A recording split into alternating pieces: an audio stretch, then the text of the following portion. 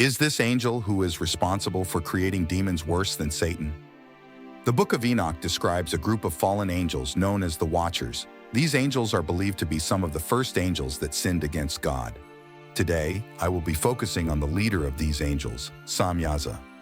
Samyaza was responsible for corrupting humanity in the worst way imaginable. He led the 200 Watchers to sin against mankind, and this nearly wiped out humanity completely had God not intervened. This is how this angel nearly eradicated humanity as a whole. First, Samyaza had a lust for human women. However, he was scared to commit such a sin by himself, so he told the 200 Watchers this: "I fear you will not indeed agree to do this deed, and I alone shall have to pay the penalty of a great sin." And they all answered him and said, "Let us all swear an oath, and all bind ourselves by mutual implications, not to abandon this plan but to do this."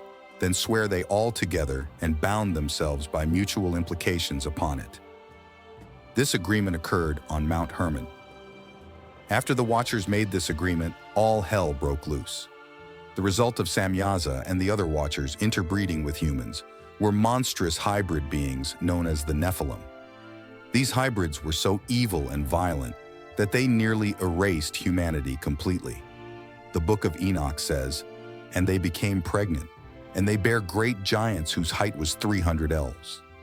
They consumed all the acquisitions of men, and when men could no longer sustain them, the giants turned against them and devoured mankind. And they began to sin against birds and beasts and reptiles and fish, and to devour one another's flesh and drink the blood. Their reign began in the days of the righteous patriarch Jared, the father of the prophet Enoch." This incident is also covered in the Bible, which highlights how disastrous this moment was in biblical history. The Bible mentions how there were Nephilim in the earth in those days, in the book of Genesis, and also how the sons of God lusted for the daughters of men and created these hybrid beings. The Watcher's name translates to the sons of God. In the Book of Giants, found at Qumran near the Dead Sea, Samyaza, through this forbidden action, fathers two half-breed giant sons, Ohiah and Hiah. The Book of Giants is an apocryphal book which expands upon the Genesis narrative of the Hebrew Bible in a similar manner to the Book of Enoch. References to the giants are found in Genesis 6 verses 1-4. This book tells of the background and fate of these giants and their fathers, the Watchers. But let's speak more about Samyaza's direct hybrid children, Ohiah and Hiah. Enoch was ordered by God to preach repentance to the giants and Watchers so that they would avoid God's wrath and destruction. And this act by God alone lets us know how forgiving He truly is. In His mercy, God gave Samyaza's giant sons Ohiah and Hiah dreams, and these giants relayed the dreams to the other Nephilim and the Watchers. This assembly of Watcher giant associates were perplexed by the dreams, so they sent a giant named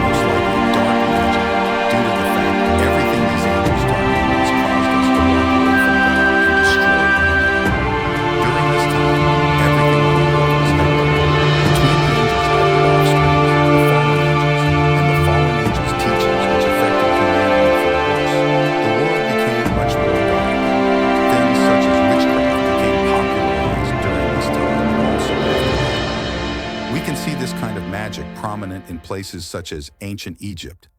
Priests were the main practitioners of magic in pharaonic Egypt, where they were seen as guardians of a secret knowledge given by the gods to humanity to ward off the blows of fate.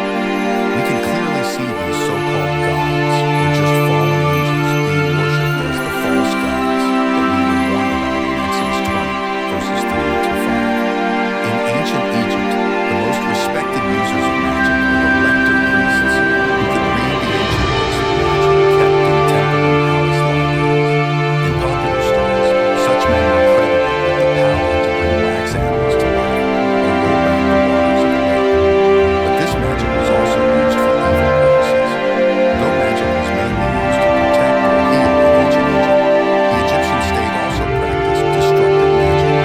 The names of foreign enemies and Egyptian traitors were inscribed on clay pots, tablets, and figurines of bound prisoners. These objects were then burned, broken, or buried in cemeteries, in the belief that this would weaken or destroy the enemy. So this segment just shows us how much this ancient culture was also impacted by the Watcher's teachings, particularly the teachings of Samyaza regarding his enchantments. Samyaza is directly responsible for what we now call the occult world, where magic is practiced amongst people who study the esoteric significance of our world. These teachings are believed to be practiced by those in power still to this day, to maintain a high position in society and also to brainwash and deceive the masses so they can maintain their power. A common theme is seen when we begin to look throughout the history of powerful empires. Nearly all of the most renowned leaders of the time practiced or believed in some sort of mysticism for advantages to maintain or gain power. The mummified body itself was protected by amulets hidden beneath its wrappings. Collections of funerary spells, such as the coffin texts in the Book of the Dead, were included in elite burials to provide esoteric magical knowledge. These spells that were taught to humans were not just some fantasy. At least 13 people who opened the infamous King Tut's tomb mysteriously passed away shortly after. And all of the cultures which practiced magic also had stories similar to that of the Watchers descending down to Earth and manipulating humanity genetically. This story is prominent in ancient Mesopotamia, where deities known as the Anunnaki came down and then manipulated human DNA. However, for this segment, we will particularly focus on the Bible and what it says about this heavenly secret known as magic, which was taught to humanity by the leader of the sons of God, Samyaza. Magic is an ancient practice rooted in rituals, spiritual divinations, and/or cultural lineage, with an intention to invoke, manipulate, or otherwise manifest supernatural forces, beings, or entities in the natural world. But when we ask ourselves how the mere natural, us humans, came into knowledge of this supernatural understanding, it all begins to come together and make one big picture. As we look in the Bible, we see different forms of this practice being used for more positive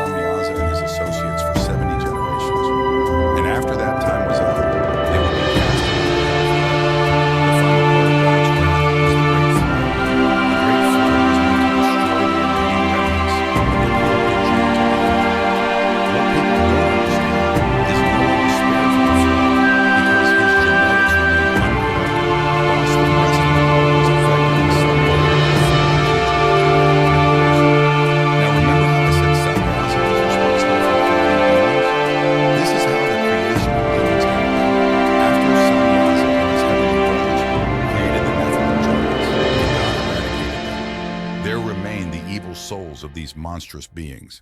Thank you for watching the video. If you're interested in topics just like this one,